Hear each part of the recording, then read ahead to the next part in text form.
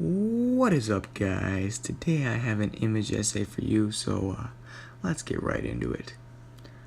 This is one of 61 albumin silver prints from the publication Photographic Views of Sherman's Campaign, which documents what General William Tecumseh Sherman's march to sea during 1864. This album was published sometime in 1866, although the exact date is not stated. This image displays some of the effects of Sherman's march, which was a 285-mile march led by General William T. Sherman. It lasted from November 15th to December 21st during 1864. He led 60,000 soldiers from Atlanta to Savannah, Georgia. The purpose of this march was to frighten the civilians of Georgia into completely abandoning the Confederate cause. Although Sherman's army did not completely destroy any of the towns they came across, they stole food, livestock, and burned down the houses and barns of people who attempted to fight back. His forces also destroyed military targets, industry, and infrastructure, and disrupted the southern economy and transportation routes.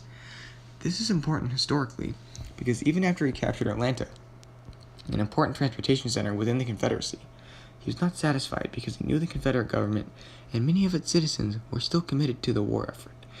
Sherman intended to break the will of the Confederate population, and to do this he proposed the march to sea. He was a firm believer in total war. He said that the Union military was not only fighting hostile armies, but a hostile people, and must make old and young, rich and poor, feel the hard hand of war. The use of total war helped Sherman achieve his desired effect. Many Confederates began to doubt that they had a chance to beat the Union. In the end, the march to sea was devastating for Georgia and the Confederacy.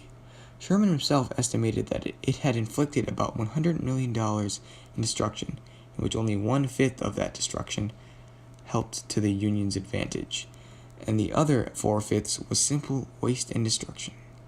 All in all, the army wrecked numerous miles of railroads and telegraph lines, seized thousands of animals, and confiscated millions of pounds of crops.